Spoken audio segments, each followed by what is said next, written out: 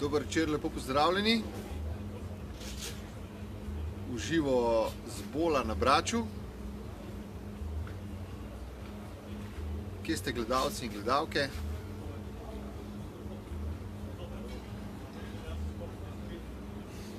Počasi pa bo, ne? MTBC Live številka 10 v letošnjem letu. In tokrat se oglašam z Hrvaške, ena taka lepa dalmatinska scenografija v Bolu. Moram priznati, da me je težko pritegniti na kakšno predstavitev e-kolesa.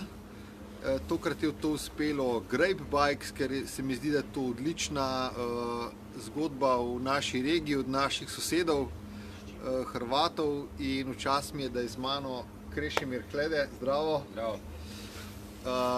CEO ali operativna številka 1 Grape Bikes, ki je hčerinsko podjetje Rimac avtomobilov.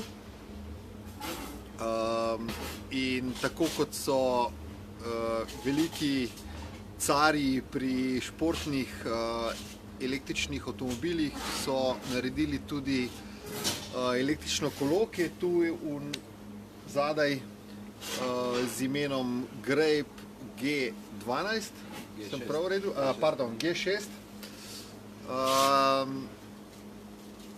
In nekaj posebnega so naredili v svetu električnih gorskih koles in naslednjih 15-20 minut namenimo temu. Zdravo, Krešo, prosim, če predstaviš, kaj ste naredili z Grapeom. Kar nekaj let je bilo dela s tem kolesom. Pa evo, ovo tu je Grape G6, plod rada zadnje 4 godine.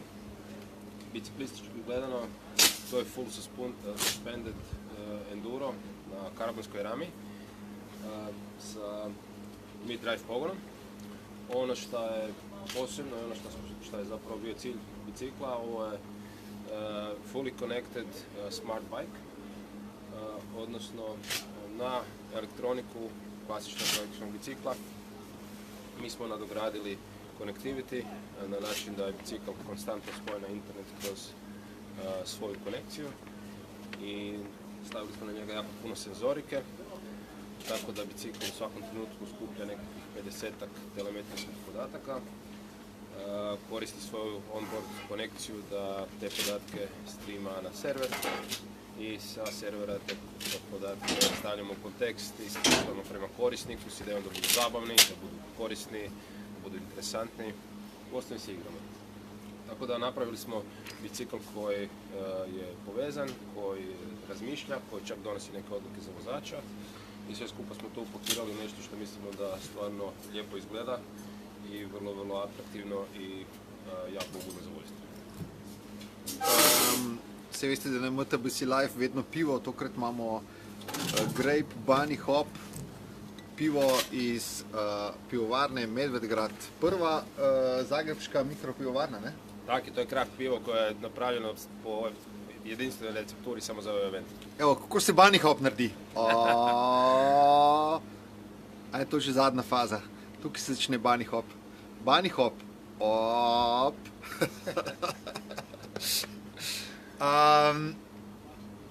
Se pravi, okvir je bilo najlažje narediti in motor, kupiti motor, ne? Tako je.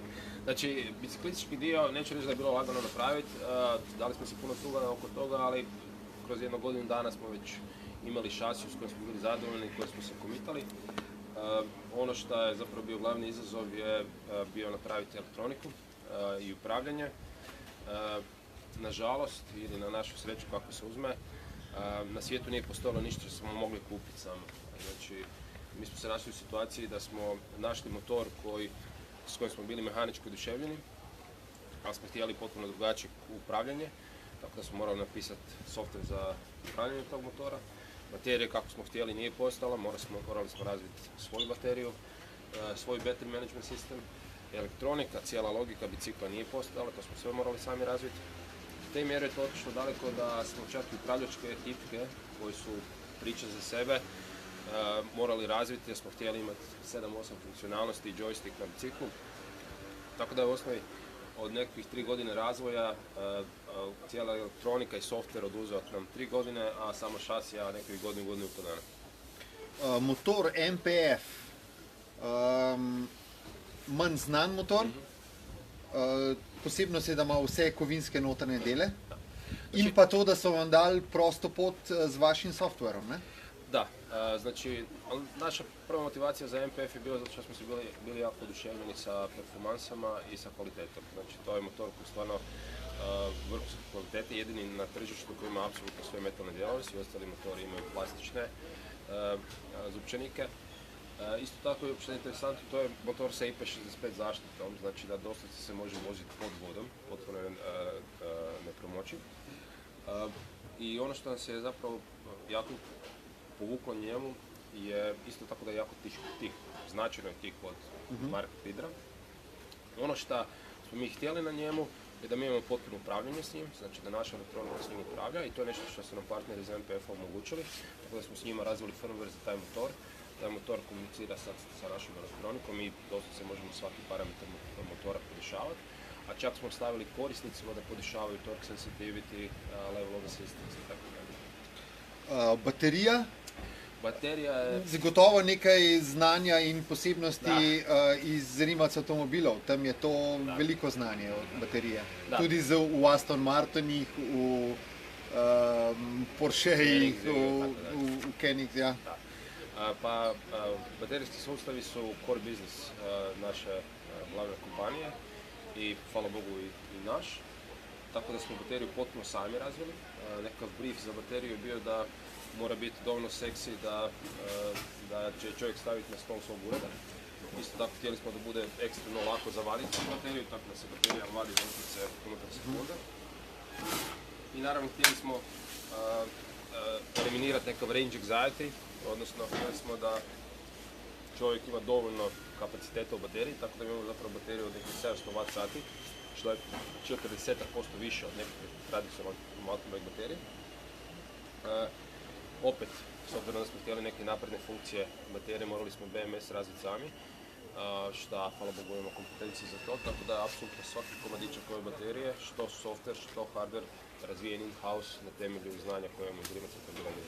In ko človek gleda kolo, baterija izstopa, to je bilo od začetka prav to be electric, se pravi, vi ne skrivate baterije v okvir, ampak jo pokažete in tudi hitro je odstranljiva, ne? Da, pa nekakav design brief za design team kad smo kretali je bio baš točno to, proud to be electric. Znači naš heritage je da dolazimo iz industrije koja se bavi električnim vozilima i mi smo htjeli doslovce da bicikl već iz siluete se vidi da je električan. I zbog toga ima tu vrlo distinkt bateriju postavljenu koju smo namjerno čak i grafički izdvojili u žutu boju. I isto tako motor koji nismo skrivali, već smo ga stavili da visi ispod šasije, samo smo ga malo zaštitili ovdje. I isto sa intencijom da se vidi i isto tako da iskoristimo flow zraka da se lakše hladi. Tako da ideja je bicikla bila da se ne skriva da je električan. Bila je to onako dosta hrabra odluka, ali mislim da smo pogodili jer dosadašnje reakcije na dizajn su stvarno pozitivne. Rimac avtomobili so dvojna zgodba. Eno je izdelava in prodaja avtomobilov, drugo je verjetno še večja zgodba prodaja komponent skoraj vsem evropskim proizvajalcem, ki delajo električne ali hibridne avtomobile. Ali so tukaj enaki cilji, bo morda kdaj znanje Grape v velikih svetovnih znamkah kolesarstva? Je to cilj? Da, to je definitivno jedan dio našeg biznisa, a to je da taj B2B dio biznisa koji razvijamo rješenja za druge na temelju naše tehnologije. Mislim, Grape je recimo dosta netipična biciklistička firma gdje više od pola zaposlenika je R&D. Naš R&D već danas ima preko 30 ljudi, a od tih 30 više od 20 je elektronika i software. I to zapravo govori ono u čemu smo mi vrlo, vrlo jaki. I to je ono što zapravo mislimo da možemo ponuditi drugima. Mislimo da isto kao što prije 10 godina niko nije mislio da će telefoni surfati internetom, obavještavati ljude o njihovim rasporedima ili donositi nekakve zaključke. Danas to radim i vjerujem da će bicikli postati puno pametniji, a to znači da će biti jako puno softvera u njemu, jako puno senzorike u njemu i samim time će postati zabavniji. Onog trena kad je bicikl umrežen, on može biti igračka platforma, on može biti sportski rekvizit za natjecanje. Mi doslovce vidimo u budućnosti digitalno natjecanje gdje će se ljudi na različitim lokacijama natjecati u nekakvim disciplinama koje će biti sve upravljene i kontrolirane senzorima na biciklu i zašto to ne bi bilo na Grapeu ili na bilo kojem drugom biciklu. Distribucija, kje bomo lahko kupili kolesa Grape, tudi Mate je rekel, da distributerji želijo imeti boljše motorje na kolesih, da to je prvi pogoj nekako. Pa da, mi zapravo imamo nekakvu dvojnu distribuciju. Jedna je naravno direktna preko web shopa, a druga distribucija je direktno kroz dilere, znači kroz shopove. Ne želimo imati velike distributere zbog nekoliko razloga. Prvo zato što želimo biti što bliže krajnjem korisniku, znači želimo taj lanac od nas do krajnjeg korisnika mogućno praći da imamo što bolji feedback. Drugo, želimo isto tako da ljudi koji nas prezentiraju kao krajnjim korisnikom da imaju što bliži feedback prema nama, tako da znamo da je to teži način. Teže ići od dućana do dućana i od firme do firme i dogovarati distribuciju nego ići kod velikih distributera, ali veliki distributeri nemaju taj doticaj, veliki distributeri vrlo često nemaju fokus, zato što imaju puno više različitih brendova, tako da naša intencija je da razvijamo odnose sa dilerima i da prodajemo direktno ljudima preko našeg programa. Jaz mislim, da je pri tem kolesu bistvena izkušnja. Kje bodo lahko ljudje letos poskusili Grape kolo? Gdje će ga moći isprobati? Pa, znači mi danas je ovdje 10-ak dilera iz DACH regije, Njemačke, Švicarske, Austrije. Naravno, to je recimo nešto što primarno gađamo. Naravno, mi ćemo imati bicikle i kod nas. Imamo ovdje 80-ak bicikla koji će zapravo biti testni bicikli i isprobavat će se po čitavoj Europi. Idemo na Rigo del Gardu, i Dortmund, idemo na Eurobike Media Days, tako da bit će jako puno evenata, na tome će Grape biti prisutan ovo ljeto i tamo će se moći prodati bicikli. Slučajno kje u Sloveniji? Za sada ne, makar imamo odličan odnos sa jednom slavenskom firmom koja je jučer bila čak kod nas na lonču i oni će sigurno dobiti par bicikla da se i kod njih sprova.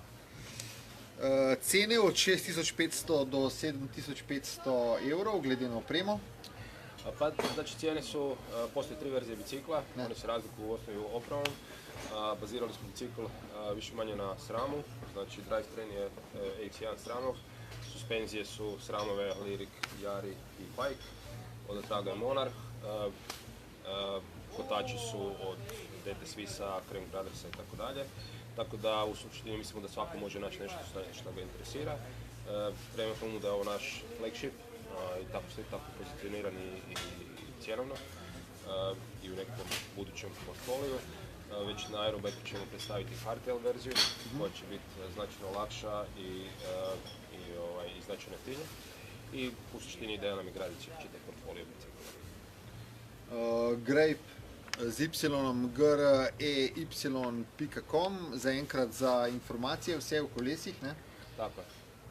Tudi na MTBSI sledi ena zgodba z predstavitve. Predstavitev je bila sinoči v Zagrebu, moram reči, da zelo atraktivno, zelo spektakularno izvedena. Nič, hvala za pogovor. Krešo, jutri še enkrat na kolo, ne? Tako je, sutra jutro kavica i odmah na kolo. Pozdravljate sošolci Jure Culiberg iz MBA študija na Bledu. Hvala. Šef Bike Parka Kranjska Gora, sošolca, evo. Da. Hvala lepa, da ste naju spremljali in sledi torej še zgodba z predstavitve in širša zgodba Grape Bikes, kaj se grejo, zelo zanimiva zgodba iz soseščine. Hvala lepa, veš kaj še narediva, napravimo še ovako za fotku, ko jo onda odvojim. Daj drugu ruku bolje. Drugu ruku. Evo ovako i da se vidi još bajk, evo. Ajde. Ovako. onda je napravim screenshot za cover. Super, Hvala. hvala lepa in pejte na kolo, kaj ne? Čau! Ćao.